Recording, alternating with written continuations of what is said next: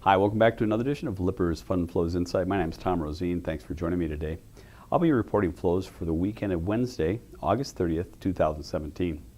We saw about $22.4 billion exit the conventional fund business. This is the first week in 5 that we've actually seen outflows for the week. And we are going to talk about conventional fund business primarily, but I will give ETF updates in each of the sections that I cover following this. You know, we really actually had a pretty good week in returns despite having $22.4 billion in outflows occur.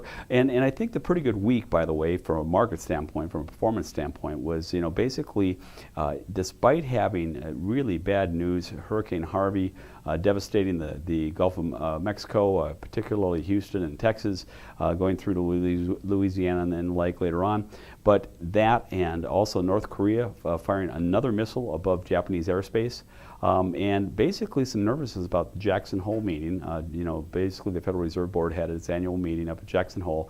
Central bankers got together, and people were a little bit nervous on what was said. Actually, nothing was said, and I think that turned out to be a plus for investors. There was no real policy commitments, no talk about interest rate increases, and no talk about when they'd unwind their balance sheet. So I think people kind of breathed a sigh of relief. Business as usual. Also, we heard some pretty good economic news. You know, most people don't care about consumer sentiment, but consumer sentiment was up. It was a 3-year high.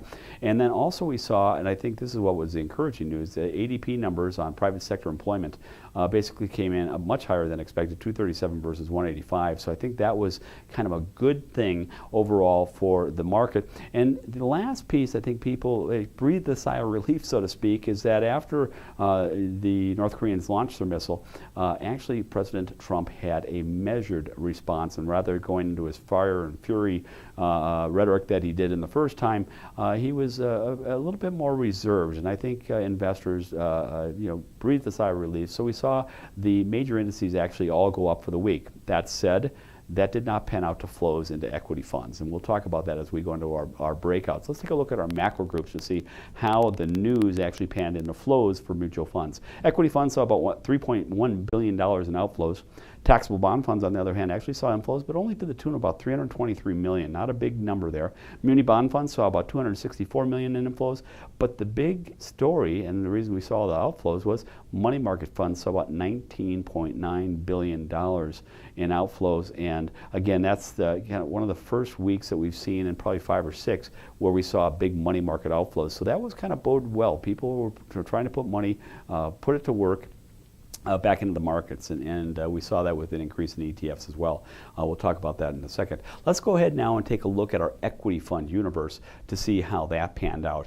Equity funds actually up, like I said, 0.55% for the week. It's the first week in 5. They actually had positive returns, but again, for the 10th consecutive week, we saw outflows. $3.1 billion this week.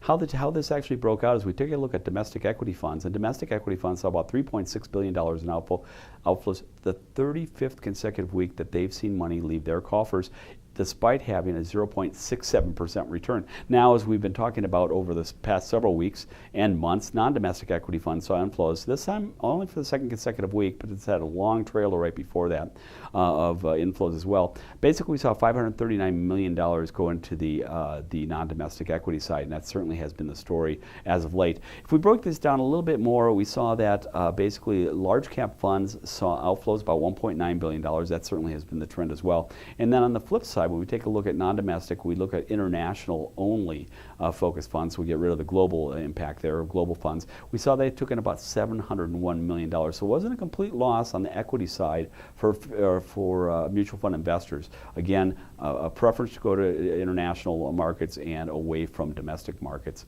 Let's go ahead now and take a look at our equity ETF group. For the first week in 3, they've seen inflows. This is $9.2 billion this week. And at the top of the group, we saw the Spider S&P 500 ETF basically taking $3.8 billion. Spider Gold, actually there was a rise in gold because of all this concern, kind of a flight to safety we saw during the week. Took in about $721 million. And Spider Dow Jones Industrial Average at the very bottom basically saw about $668 million in outflows. And then the next one up, the next big loser, was the JP Morgan Alerian MLP fund, which saw about $308 million in outflows. So that was about it for that. Let's go ahead and take a look at what happened to the fixed income universe and see if we can catch some dichotomies there. For the third week in four, we saw inflows for fixed income funds, but again, only to the tune of $323 million this time. First week in four, though, they had plus side returns about 0.18%.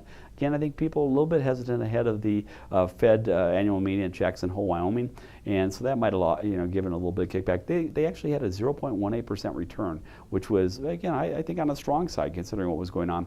Corporate investment grade debt funds took in the biggest draw, about $1.4 billion, 13th consecutive week they've seen money into their coffers. And then if we take a look at TIPS, and again, this is back to the Fed piece, TIPS basically saw about $124 million in outflows. The second consecutive week they've seen outflows.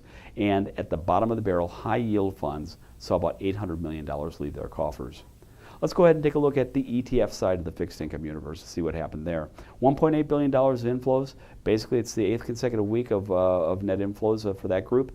And at the top of the group, we saw the Spider Bloomberg Barclay High Yield ETF Fund taking about $537 million. And the iShares Floating Rate Bond ETF, about $137 million on the plus side. At the bottom of this group, we saw iShares iBox, investment grade corporate debt funds, actually lose a little money, about $411 million on that group. Let's go ahead now and move to muni bond funds. And muni bond funds took in, for the 7th consecutive week, $264 million this week. And it's the second consecutive week they've had plus side returns, about 0.14% on the return. If we take a look and get a breakout of who the players were, people were reaching for yield and bid up high yield funds. So high yield muni bond funds actually took in about $165 million of that 264 we were talking about earlier. Let's go ahead now and turn our attention to money market funds. And money market funds saw big outflows. First week in 6, we've seen this type of outflow, $19.9 billion out. How it broke out is taxable money market funds, so about $18.6 billion in outflows, and taxable tax exempt money market funds lost about $1.3 billion. But if we take a closer look at the taxable money market side, we saw about $17.3 billion in outflows from institutional accounts and about $1.3 billion out of the retail side. So that's it for the money market funds. Well, that's it for my presentation today, but a couple things that came out today, and we were taking a look at it. I told you we had really good ADP numbers day before yesterday, but yesterday we learned, or actually it was this morning that we learned that the non-farm payroll numbers disappointed a little bit. Not bad, 156,000 versus 180 expected. So I think that was kind of a big difference. People are a little bit caught unaware by that, but I don't know if it's that big of an issue. And I think a lot of people are going to blow this off. We often have August payroll numbers come in, lower than expected and get revised upwards. Just that time of the year, people are getting, kids ready to go to school and things are changing. People that had temporary jobs before going to school lost those. And actually, they left. So I think we might see some revisions upward on that one, but certainly we'll keep an eye on that as well. If I didn't cover some of the areas that you wanted to cover, you can always go to our site at www.lipperusfundflows.com, or you can meet us next week when one of our analysts will be talking about the flow trends of the week. Thanks for joining me. My name is Tom Roseen. I'm wishing the best in your wealth planning and creation, and have a wonderful Labor Day weekend.